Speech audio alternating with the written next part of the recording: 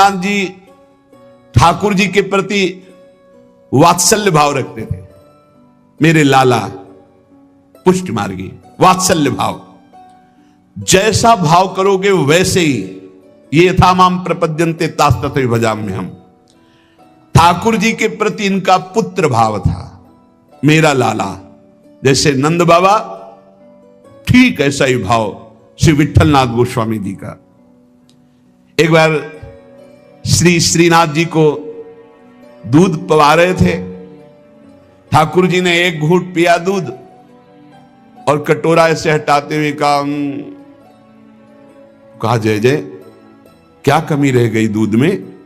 ठाकुर जी ने कहा बहुत मीठा कर दिया, मिश्री बहुत अधिक डाल दी, मुझसे पिया नहीं जाता।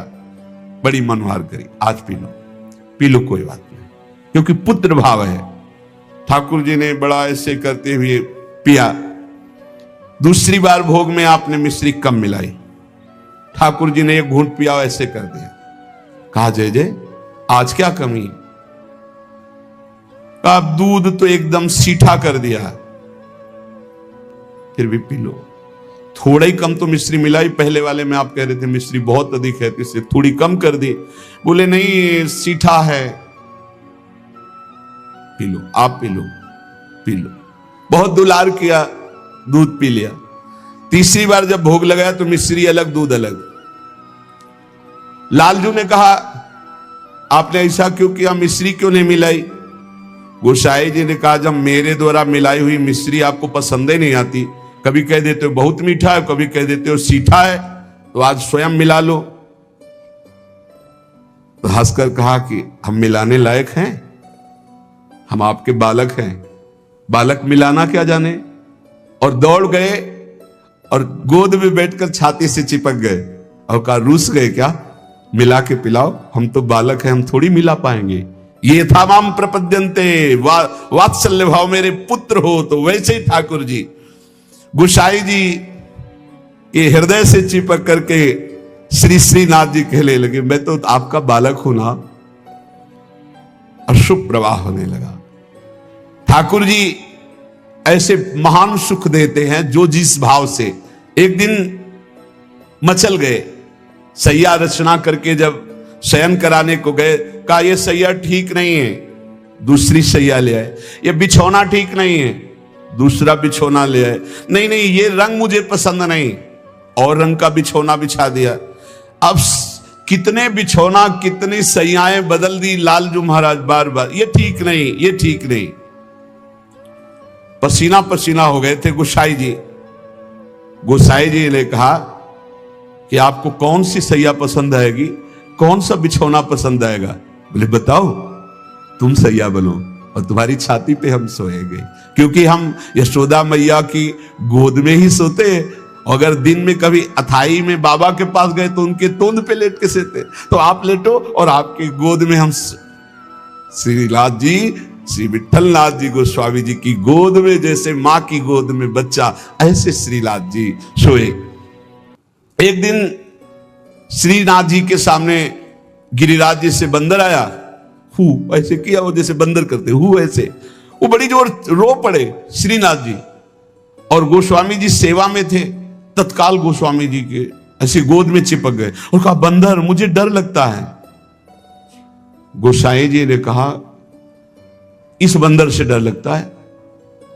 बड़े बड़े भयंकर बंदर, न जाने कितने महाबली बंदर और बड़े बड़े भयंकर राक्षस, रामा अवतार में तुम कैसे मारे होगे राक्षसों को, और कैसे तुम्हारे साथ बंदर सेना थी, हमारी तो समझ में नहीं आता। ऐसे कह के मन में पर्वताकार बंदर, महाभयानक राक्षस हो, यहां छोटे से बंदर को देख के चिपक गए और डर करके कहते मुझे बंदर से डर लगता है। जब शयन करने गए तो ठाकुर जी ने शयन में कहा कि देखो गोसाई जी, एक ही भाव रखो, एक म्यान में दो तलवार नहीं होती। यदि पुत्र माना है तो केवल पुत्र मानो, अगर भगवान मानोगे ऐश्वर्य तो फिर पार नहीं पाओगे, हम ऐसा ऐश्वर्य दिखाना शुरू कर देंगे।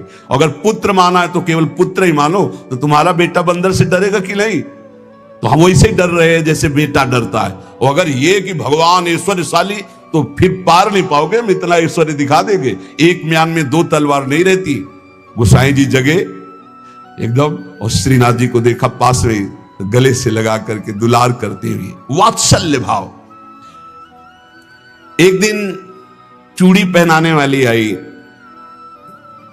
गोसाई जी ने कहा कि जाओ हमारे घर में जितनी बहुएं हैं सबको चूड़ी पहना दो और पैसा यहां ले लेना आके। आपके 7 पुत्र थे तो 7 बधुएं थी। गोसाई जी ने यह नहीं कहा कि 7 बधुओं को पहना देना, कहा कि मेरी जितनी बहुएं हैं उन सबको चूड़ी पहना दो और पैसा यहां से ले जाना। अब उनकी 7 बहुएं तो चूड़ी पहनी, 8वीं श्री स्वामिनी जी पहुंच गई अपने कर कमल। जे ही उस चूड़ी पहनाने वाली ने श्री जी के कर कमल को देखा, अशुभ प्रवाह, आनंद मूर्ति हमारी प्यारी जो है, अशुभ प्रवाह होने लगी। ऐसा उसको लगने लगा कि आनंद के आवेग में मुझे मूर्छा आ जाएगी। नीलांबर का हल्का सा घूंघट है, मनो मृणाल, मनो कमल लाल, ऐसे सुंदर कर कमल। वो सोच रही इनके कर कमल में पहनाने लायक तो चूड़ियां ही नहीं हमारे पास। श्री जी ने इशारा किया, पहनाओ। किसी तरह वो प्रेम शिथिल होते हुए जैसे जैसे इशारा होता गया वो चूड़ियां पहनाई। बहुत देर तक वह शुभ प्रवाह करती रही। इसके बाद गोस्वामी जी के पास उसको ले जाया गया। गोस्वामी जी ने 7 बहुओं की चूड़ी के कितने पैसे होते, तो उसने कहा 7 नहीं 8। गोसाई जी ने कहा 7 बहुएं तो तू 8 की बात कैसे कह रही? तो उसने कहा मैं कसम खा के कहती हूं मैंने 8 बहुओं को। तो बोले जब 7 हैं ही तो 8 कैसे? तो उन्होंने कहा मैं कसम खा के कहती हूँ 8 बहुएं थी और मैंने 8 को पहनाई है, और जो 8वीं थी वो इतनी सुंदर थी, इतनी, और रोने लगी। गोसाई जी ने कहा कि ऐसा कैसे हो सकता है, चलो इससे झंझट हटे। 8 बहुओं की चूड़ी पहनाने के पैसे दे दिए। जब रात्रि में शयन किया तो श्री जी ने गोसाई जी से कहा कि उस चूड़ी वाली से क्यों झगड़ रहे थे? क्या आप प्रीतम लालजू को आप अपना पुत्र नहीं मानते? हाँ पुत्र तो है ही, वो हमारे मानने की क्या बात है। तो मैं कौन हूं? पुत्र बधू हुई कि नहीं? अगर आप कहते 7 बहुओं को पहना दो तो मैं कदापि नहीं जाती। आपने कहा मेरी सब बहुओं को पहना दो, तो 8वीं मैं हूं, मेरे ही धारण। श्री जी के इन वचनों को सुनकर गोसाई जी तत्काल उठे और बैठे बैठे रात भर रोते रहे कि लाडली जू कितनी कृपालु, कितना भाव स्वीकार करने वाली है। एक बार की बात है, किसी विठलनाथ जी श्री ठाकुर जी को भोग लगा रहे थे, तो भोग में एक तिनका देखा। बहुत दुख हुआ कि मेरे सुकुमार लाडले ठाकुर और उनके भोग में इतनी असावधानी बनाने वाले तिनका। बहुत सावधान रहना चाहिए ठाकुर जी का, जब भोग बनाए तो बोलचाल में भी सावधानी रखे, कहीं थूक की छिट्टी ना चली जाए मुख में। ऐसा होता है, तो अगर कभी बात करनी हो तो रसोई से ऐसे करके बात करे, वैसे तो बात कम ही करे, मौन धारण करके बनाए। क्योंकि अगर हम पद जोर जोर से गाएंगे या बात करेंगे तो हमारे मुख से थूक की छिट्टी ठाकुर जी के भोग सामग्री जो बन रही है उसमें गिरना हो सकता है। कितनी सावधानी महापुरुषों के चरित्र से हमें प्राप्त होती। तिनका को देख करके बहुत दुखी हुए और कहा कि आज हम हैं, तब हमारे ठाकुर जी के भोग में तिनका निकला, और कल हमारा शरीर छूट जाएगा तो तुम लोग कैसे हमारे ठाकुर जी की सेवा करोगे? तो मैं आज ही संन्यास धारण करूंगा और विचरण करूंगा, जैसा मनावे वैसा करो। आप इतना कहे तो सब लोग बहुत दुखी हो गए। सबने अनुनय विनय की कि एक बार अपराध क्षमा कर दो, ठाकुर जी के भोग में कभी त्रुटि नहीं होगी। आपने कहा हम परिहास में कभी झूठ नहीं बोलते। हमने कहा संन्यास लेंगे तो अब संन्यास लेंगे, अब हम तुम्हारे बीच में नहीं रहेंगे। श्री ठाकुर जी श्रीनाथ जी से आज्ञा लेने गए। ठाकुर जी ने बहुत उदास होकर के कहा, गोसाई जी एक गेरुआ वस्त्र हमको भी मंगवा दो। बोले आपको क्यों जय जय, आपके पास तो बहुत सुंदर सुंदर पोशाक हैं। बोले हम आपके बिना नहीं रह सकते, अगर आप संन्यास लेंगे तो हम भी संन्यास लेके आपके साथ ही चलेंगे।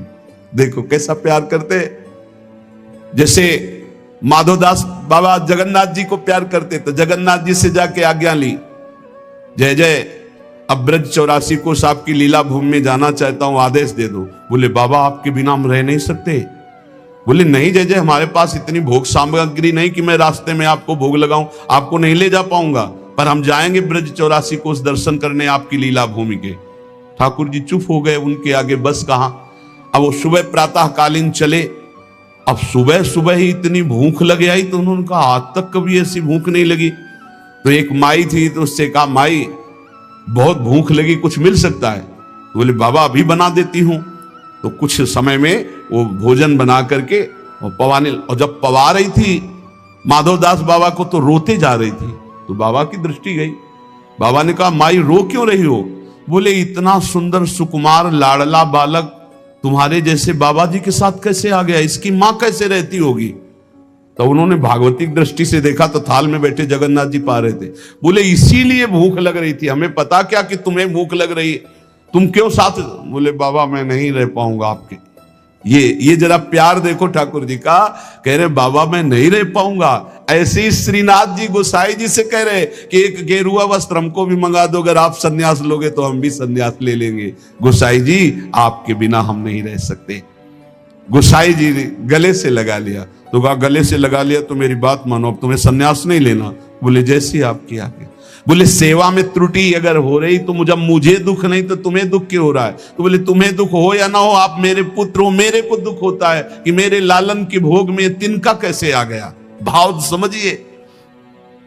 श्री विठलनाथ गोसाई जी स्वयं सेवा में सावधानी पूर्वक, पर कभी कभी अगर त्रुटि हो जाए सेवा में तो बहुत ही असंतुष्ट हो। यह ध्यान रखने का विषय है कि हम केवल विग्रह की पूजा नहीं कर रहे, साक्षात श्यामा श्याम विराजमान है, साक्षात श्री जी विराजमान। हम जल पिवाएं तो उसी भाव से, भोग लगावें तो उसी भाव से, पोशाक पहरावें तो उसी भाव से।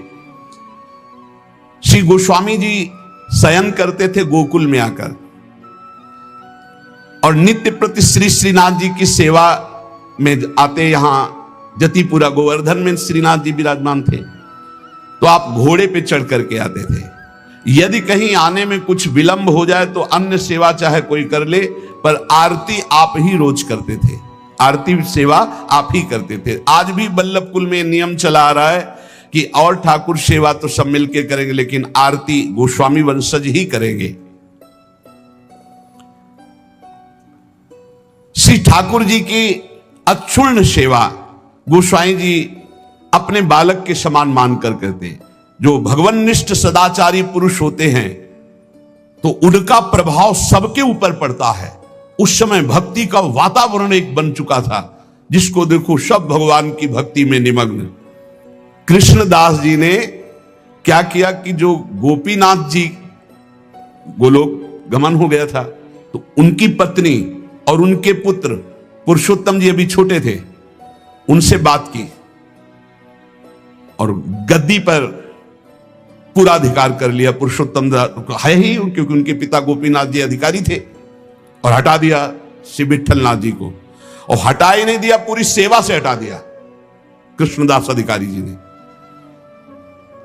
पुरुषोत्तम जी को गद्दी पे बैठा दिया, उनकी मां को समझा बुझा करके दस्तखत करवा लिए, और श्री विठलनाथ गोस्वामी जी को हटा दिया। न श्रीनाथ जी की सेवा मतलब आना भी बंद करवा दिया। ऐसा नहीं करना चाहिए था, ये बहुत बड़ा अपराध बन गया। और बहुत बड़े महापुरुष हैं कृष्णदास जी, कोई साधारण नहीं। आगे उनके कभी चरित्र का श्रवण करना, इतने बड़े महापुरुष। गोसाई जी को सब अधिकार छिन जाने का कष्ट तो नहीं हुआ, पर सेवा छूट जाने का बहुत कष्ट हुआ। और महापुरुषों के हृदय में किसी भी तरह का यदि कष्ट हो गया तो उसे फिर भगवान बर्दाश्त नहीं करते। आपको बहुत क्लेश हुआ, श्रीनाथ जी का दुलार छूट गया, सेवा छुटवा दी कृष्णदास अधिकारी ने। आप पाराशौली में जाकर रहने लगे, पर बहुत दुखी अंदर से। और दूर तक वहां तक आते जहां श्रीनाथ जी की ध्वजा दिखाई देती है, वहां से साष्टांग दंडवत करके बहुत एकाग्रता पूर्वक ऐसे देखते मंदिर की तरफ, रोने लगते श्री विठलनाथ जी। ये बहुत बड़ी हानि का विषय, बहुत बड़ी हानि का विषय। गुरुजनों से विरोध करने का मतलब है सर्वस्व का नाश, चाहे जितना बड़ा भी कोई तपस्वी भजनानंदी हो। एक श्री रामदास जी भीतरिया जो ठाकुर जी की सेवा में रहते थे, वो श्री विठलनाथ जी की स्थिति से परिचित थे। वो रोज गुप्त रूप से समय निकालते। यद्यपि श्री कृष्णदास जी ने उनको भी मना कर दिया था, पर वो जाते और गोसाई जी को श्री लालजू का बीड़ा प्रसाद देते। बीड़ा प्रसाद आंखों से ऐसे रख करके खूब रुदन करते श्री विठलनाथ जी। ये बहुत बड़ा अपराध है, बहुत बड़ा अपराध। गोसाई जी ठाकुर जी के लिए अपने कर कमल से एक फूलों का हार बनाते और कहते पहना देना जाके, और रोज एक श्लोक दैन्यता का लिखते और कहते ठाकुर जी को सुना देना जाके। श्री रामदास जी नित्य प्रति आकर वो फूलों का हार और ठाकुर जी को एक श्लोक सुनाते, ठाकुर जी को फूलों का हार पहनाते, और ठाकुर जी रोज एक पान की बीड़ी देते जो उनको जाके देते और उनको प्रणाम करते। एक दिन ठाकुर जी ने संदेश में कहा कि गोसाई जी से कह दो मेघ तो समय पर बरसेगा, तुम दुखी क्यों हो रहे हो? मेघ तो समय आने पर बरसेगा, तुम दुखी क्यों हो रहे हो? विठलनाथ जी के सामने जब जाकर रामदास जी ने कहा मेघ तो समय पे बरसेगा, आप दुखी क्यों हो रहे हो? लालन ने ऐसा कहा है। तो विठलनाथ जी ने कहा कि मेघ तो समय पे बरसेगा, पर चातक अपनी टेक पुकार क्यों छोड़ेगा? चातक तो रटता ही रहेगा। बहुत सुंदर बात। अगर चातक अपनी रटन छोड़ दे तो चातक कैसा? मेघ तो समय पे बरसेगा, वो बरसे, लेकिन चातक अपनी रटन नहीं छोड़ सकता। मेरी रटन घटने वाली नहीं, मैं तो रो रो कर आपको पुकारता ही रहूंगा। चातक रटन घटे घट जाई, बढ़े प्रेम सब भांति भलाई। विठलनाथ जी के इस दुख को अकबर बादशाह ने सुना। उसने तत्काल आदेश किया और कृष्णदास जी को बंदी बना के जेल में डाल दिया, और गोसाई जी को विरुद्ध आचरण किया, इसलिए उनको कठोर दंड कृष्णदास जी को बादशाह अकबर ने। जब गोसाई जी को पता चला तो गोसाई जी ने अन्न जल त्याग दिया और कहा जब तक सम्राट अकबर सादर कृष्णदास जी को, ये देखो महापुरुषों का हृदय, सादर कृष्णदास जी को नहीं छोड़ते तब तक मैं अन्न जल भी नहीं पाऊंगा। जब बादशाह अकबर को यह पता चला कि गोसाई जी ने अन्न जल त्याग दिया तो सादर कृष्णदास जी को पुनः छोड़ दिया। कृष्णदास जी को जब ये पता चला कि गोसाई जी मेरे लिए अन्न जल छोड़ दिए, तब गोसाई जी के पास आए और चरणों में गिरे और कहा मुझे आपके प्रभाव का पता नहीं था, क्षमा कीजिए। कृष्णदास जी ने पारासौली में आकर गोसाई जी के चरण पकड़ लिए। गोसाई जी गंभीर हो गए। महापुरुष अगर डांट दे तो बच गए आप, और गंभीर हो गए तो पिट गए आप, बस इतना समझ लो। गंभीर इसलिए हो गए कि तुमने लालन की सेवा छुड़वा दी, सब ठीक है, लेकिन लालन की से दूर रखा, दर्शन नहीं, सेवा नहीं, इसलिए गंभीर हो गए। विठलनाथ गोसाई जी को पूर्व सेवाधिकार प्राप्त हो गया।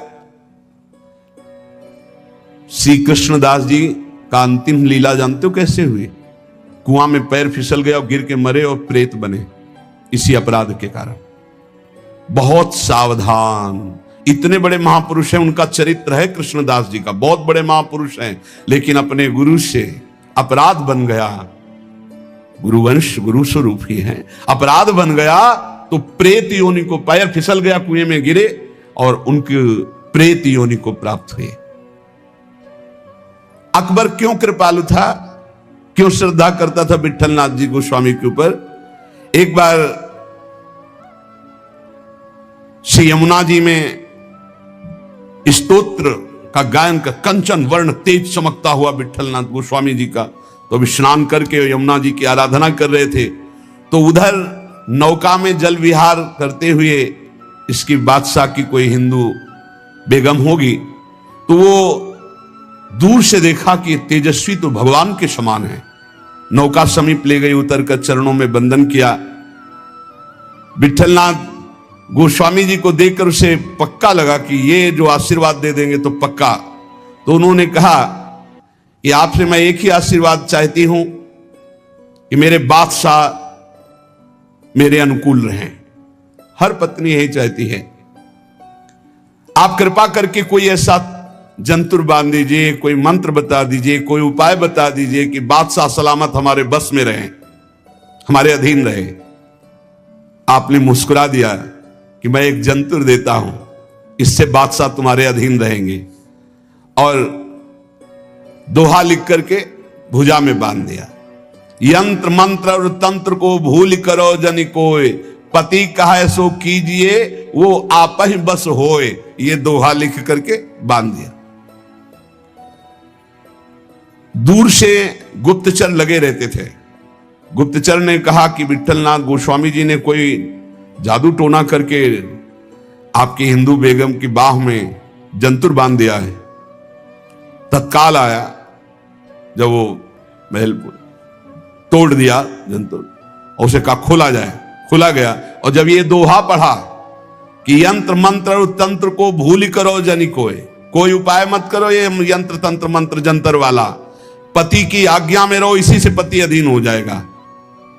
जब ये दोहा पढ़ा कि पति की आज्ञा का पालन रूप परम बल है जो पति को अधीन कर लेता है, बहुत प्रसन्न हुआ। कहा इसी समय मुझे विट्ठलनाथ गोस्वामी के चरणों में जाके प्रणाम करना है और उनके दर्शन करने।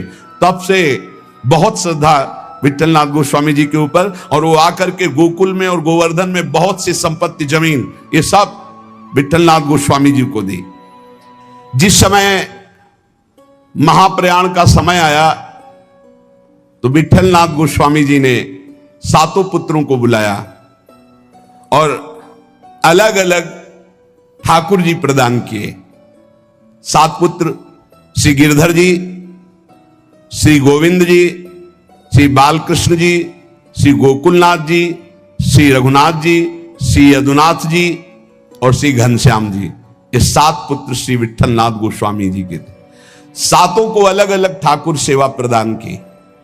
श्री गिरधर जी को श्री ठाकुर मथुरेश जी, जो वर्तमान में जतिपुरा गोवर्धन में विराजमान है। श्री गोविंद राय जी को श्री श्रीनाथ जी, जो वर्तमान में राजस्थान में श्रीनाथ द्वारा में विराजमान है। श्री बालकृष्ण जी को श्री द्वारिकाधीश भगवान, जो वर्तमान में काकरौली में विराजमान है। श्री गोकुलनाथ जी को, जो वर्तमान में श्री गोकुल में विराजमान है। श्री रघुनाथ जी को श्री गोकुल चंद्रमा जी, जो वर्तमान में कामवन में विराजमान है। श्री यदुनाथ जी को श्री बालकृष्ण भगवान, जो वर्तमान में सूरत में विराजमान है। श्री घनश्याम जी को श्री ठाकुर मदन मोहन जी, जो वर्तमान में कामवन में विराजमान है। इन सातों पुत्रों को 7 ठाकुर की सेवा प्रदान की और चल अचल संपत्ति का बंटवारा किया और समस्त वैष्णवों को बुलाया और कहा आज हमें ठाकुर जी बुला रहे अपने धाम में। ऐसे जाना होता है महापुरुषों का। मृत्यु मृत्यु नहीं, महोत्सव होता है। सब वैष्णव जनों को बुलाया और बोले आज जो है ठाकुर जी बुला रहे हैं अपने निज सेवा में, निज धाम में। इनके पीछे पीछे पुत्र, जो 7 पुत्र थे, वो पीछे पीछे गए। आप चल करके जतिपुर आए। आपने निज कंठ की माला चतुर्थ पुत्र श्री गोकुलनाथ जी के गले में डाल दी और कहा सब वापस हो जाओ, अब मैं परम धाम जा रहा हूं। और गुफा में प्रवेश करने लगे तो सबसे बड़े पुत्र गिरधर जी ने आपका वस्त्र पकड़ लिया, तो केवल वस्त्र ही हाथ में रहा और आप अंतर्ध्यान हो गए, सदैव भगवान के धाम को गए श्री विट्ठलनाथ गोस्वामी जी। फिर आकाशवाणी हुई कि मेरा जो वस्त्र तुमने पकड़ा, इसी से मुझे अंतिम संस्कार जो होते हैं वो अंतिम उत्तर क्रिया इसी से संपन्न करो और जैसा हमने आदेश दिया वैसा करो।